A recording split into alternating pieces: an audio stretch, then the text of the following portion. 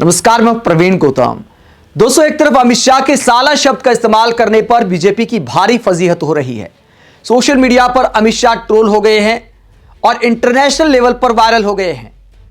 तो दूसरी तरफ देश के प्रधानमंत्री ने अमित शाह के ऐसे शब्दों का इस्तेमाल करने को लेकर क्या बोला है और राहुल गांधी ने क्या जवाब दिया है। लगातार दूसरे दिन अमित शाह की कैसे क्लास लगाई है राहुल गांधी ने, राहुल गांधी का बयान भी आपको सुनाएंगे। पहले आपको बताते हैं कि अमित शाह के ऐसे शब्दों का इस्तेमाल करने पर पीएम मोदी का क्या कहना है। जब विपक्षी नेता सवाल उठा रहे हैं कि देश के गृहमंत्री को क्या इस तरह के संस्कार संसद में दिखाने चाहिए कि साला शब्द का इस्तेमाल करते हैं, तमाम विपक्षी नेताओं की रिएक्शन इसे लेकर सामने आए हैं और बीजेपी पर सवाल उठाए जा रहे हैं। मोदी सरकार को घेरा जा रहा है कि क्या ये देश के गृहमंत्री के भाषण के अंश होने चाहिए। बीजेपी नेताओं के साथ साथ बीजेपी समर्थक पत्रकारों के भी हालात खराब हो गए हैं। समझ नहीं आ रहा कि डिफेंड करें तो करें कैसे। अगर राहुल गांधी ऐसे शब्द का इस्तेमाल करते तो दिन रात डिबेट करते, लेकिन अब एक डायलॉग को खुद अमित शाह भी सुना रहे हैं। क्या कहते कि मेरा भाषण राहुल गांधी डिसाइड नहीं करेंगे, मैं खुद डिसाइड करूंगा। तो पवन खेड़ा कटाक्ष करते हुए कहते कि प्रभु कौन सी गाली देनी है यह भी आप खुद ही डिसाइड करते हैं। तो बड़ी फजीहत हो गई है साला शब्द के इस्तेमाल को लेकर। इसके अलावा अगर इतिहास के फैक्ट्स की बात करें तो उसको भी अमित शाह ने तोड़ मरोड़ कर पेश किया। पंडित नेहरू को लेकर दावा कर दिया, कहा कि वोट चोरी करके प्रधानमंत्री बने। मैं 3 वोट चोरी की घटनाएं बताना चाहता हूं। तो उस वक्त के जितने प्रांत थे इसके कांग्रेस के अध्यक्ष होने, उनके एक एक वोट से तय होना था। अब 28 वोट श्री सरदार पटेल को मिले और 2 वोट जवाहरलाल नेहरू जी को।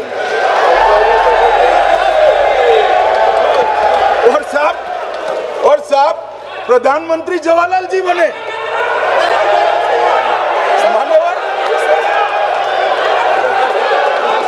बताइए कौन सा इलेक्शन हुआ था पंडित नेहरू को प्रधानमंत्री बनाने के लिए। इतिहास में ऐसा कोई फैक्ट नहीं है कि पंडित नेहरू को लेकर ऐसा कोई चुनाव हुआ था कांग्रेस में कि प्रधानमंत्री बनाने के लिए वोटिंग हुई थी।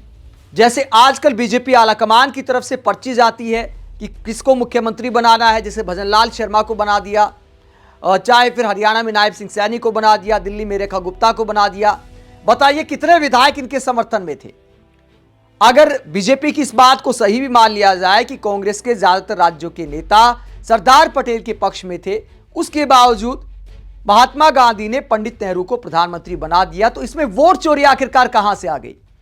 अब राजस्थान में आप वोट डलवा के देख लीजिए, बीजेपी विधायकों के वोट डलवा लीजिए, आपको पता चल जाएगा कि भजनलाल शर्मा के पक्ष में कितने वोट पड़ते हैं। लेकिन पीएम मोदी की मर्जी थी, अमित शाह की मर्जी थी, तो भजनलाल शर्मा को सीएम बना दिया। तो क्या इसे वोट चोरी कहा जाएगा? अगर बीजेपी के दावे को सही मान लिया जाए कि कांग्रेस नेताओं की मर्जी से अलग महात्मा गांधी ने पंडित नेहरू को बना दिया प्रधानमंत्री, तो इसमें वोट चोरी कहां से आ गई। और पंडित नेहरू पर सवाल उठाना महात्मा गांधी पर सवाल उठाना है, लेकिन विलन बनाएंगे सिर्फ नेहरू को।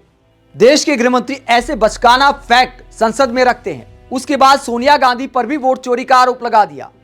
कहा कि एक मामला कोर्ट में आया है, नोटिस भेजा गया है सोनिया गांधी को कि 1983 में वो देश की नागरिक बनी और 1980 में उनका वोट बन गया था।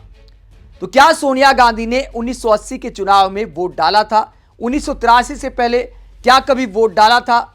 कांग्रेस सांसदों ने संसद में खुला चैलेंज दे दिया कि प्रमाण करके दिखाएं। उसके बाद अमित शाह अपने बचाव में कहते कि मैंने तो बस जिक्र किया है कि एक वाद आया है कोर्ट में। भैया आपने जिक्र नहीं किया, अमित शाह जी आपने जिक्र नहीं किया, आपने सीधा वोट चोरी का उदाहरण बता दिया इसे।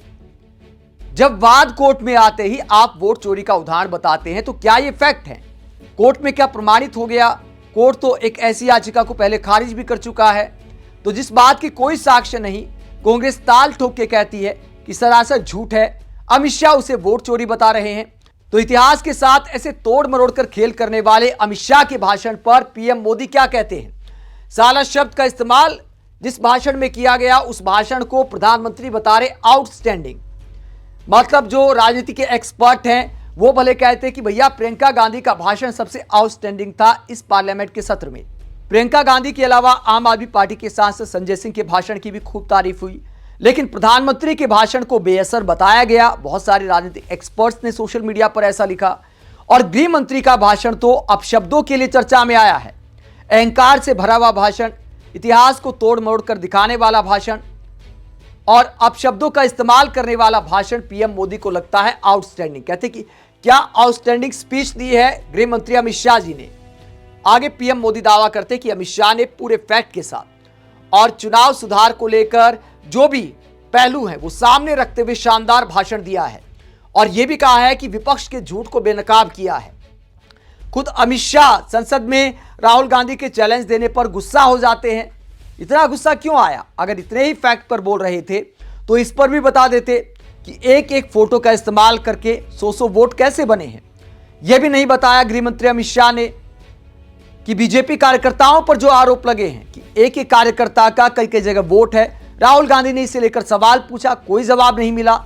इसे लेकर भी कोई संतुष्टि वाला जवाब नहीं मिला कि मोदी सरकार ने सीजेआई को क्यों हटाया चुनाव आयुक्तों की नियुक्ति के मामले में। इसे लेकर पुराने उदाहरण देने लगते हैं। राहुल गांधी ने साफ कहा कि 2 सत्ता पक्ष के लोग हैं, एक विपक्ष का नेता है तो सरकार की ही चलेगी। तो इस आरोप में क्या दम नहीं है? सीजेआई को पैनल में रखने में आखिरकार मोदी सरकार को दिक्कत क्या है? क्या सीजेआई पर भरोसा नहीं है? इस सवाल का कोई तार्किक जवाब अमित शाह ने नहीं दिया। उसके बावजूद देश के प्रधानमंत्री तारीफ करते हैं और इस तारीफ को लेकर विपक्षी नेता क्या तंज कसते हैं। सुरेंद्र राजपूत कहते हैं, साला वाली स्पीच तो आपको पसंद आएगी ही सर। इसके अलावा पब्लिक क्या कहती कटाक्ष करते हुए, हाँ जी आपको तो आउटस्टैंडिंग तो लगेगी ही, अगर अकल्पनीय नहीं थी है ना। अगर एमसी या बीसी का तड़का होता बीएसडी के साथ तो साले का सालन और स्वादिष्ट होता।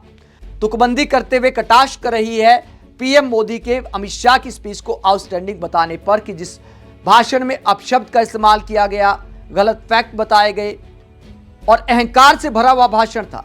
यहां तक मजाक उड़ाया गया कि 2 बड़े बोलते हैं तो बच्चों को नहीं बोलना चाहिए। बताइए संसद में कौन बच्चा है? जैसे अमित शाह को उनके क्षेत्र के लोगों ने चुनकर भेजा है वैसे ही हर सांसद को जनता ने चुनकर भेजा है। वहां पर कोई बच्चा नहीं है, वहां पर कोई बड़ा नहीं है। सांसद तो सांसद हैं, लेकिन अमित शाह ऐसे विपक्षी सांसदों को डांटते हैं तो यह सत्ता के अहंकार को दिखाता है। इसे आउटस्टैंडिंग भाषण नहीं कहते। ठीक है, मोदी समर्थक बोल देगी कि भैया धो डाला, लेकिन क्या ऐसे बोलना चाहिए गृह मंत्री को किसी सांसद के बारे में? तो ऐसे भाषण को देश के प्रधानमंत्री आउटस्टैंडिंग बता रहे हैं। पीएम मोदी की तारीफ करने के बाद राहुल गांधी क्या कहते हैं अमित शाह के भाषण को लेकर? दूसरे दिन संसद में पहुंचने पर राहुल गांधी कहते हैं, गलत लैंग्वेज का इस्तेमाल किया, उनके हाथ कांप रहे थे, मेंटली बहुत प्रेशर में है, पूरे देश ने देखा मैंने जो बातें बोली थी उनके बारे में। तो राहुल गांधी कहते कि मेंटली प्रेशर में दिखाई दे रहे थे अमित शाह और मैंने जब चैलेंज दिया तो उसके बाद गुस्से में आ जाते हैं, हाथ उनके कांपने लगते हैं। तो विपक्षी नेता कहते हैं कि डिफेंसिव मोड में थे अमित शाह। वही पीएम मोदी कहते हैं कि आउटस्टैंडिंग स्पीच थी। हालांकि सत्ता पक्ष तो तारीफ करेगा ही, लेकिन हकीकत क्या है? हकीकत यह है कि चाहे वंदे मातरम पर डिबेट हो, चाहे चुनाव सुधार पर डिबेट हो, अब तक विपक्ष का पलड़ा भारी रहा है संसद में और फैक्ट के साथ विपक्षी नेताओं ने ज्यादा अच्छे भाषण दिए हैं इस सत्र में। आप इस पूरे मुद्दे को लेकर क्या सोचते हैं? कमेंट बॉक्स में अपनी राय जरूर दें। साथ ही चैनल को सब्सक्राइब भी करें। नमस्कार।